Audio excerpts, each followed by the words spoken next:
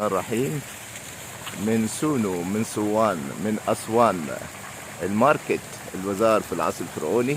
لكم جميعا كل التقدير والتحية من فندق كاتاراكت، الأولد كاتاراكت، الكاتاراكت القديم.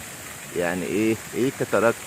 كاتاراكت يعني شلال، باعتبار هنا بالقرب من الفندق الشلال الأول على نهر النيل. في 4 شلال اللي هو على نهر النيل، يعني ما بين مصر والسودان في 4 شلال على نهر النيل. وهنا الشلال الأول، الكاتاراكت الأول. طبعا بالنسبة للفندق هنا من الفنادق الرائعة الجميلة جدا القديمة، يعني يتعدى 120 سنة.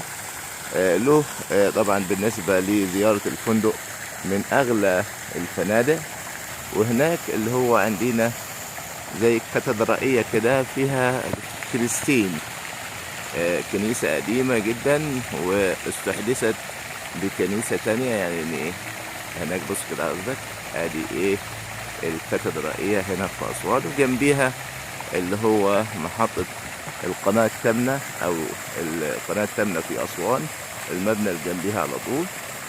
بالنسبة لما تاجي هنا في كاتاراكت، لو معكش مثلا زبون او ضيف يعني هنا جاي يدخل مثلا يسكن او يقيم وهو عايز يشرب مثلا شاي او كافيه على الترس، فهنا في الفندق ليهم تقاليد خاصة. يعني انك تدخل الفندق هنا لازم في تذكرة اضافية علشان تدخل الفندق. ليهم سيستم معين هنا في الاولد كاتاراكت.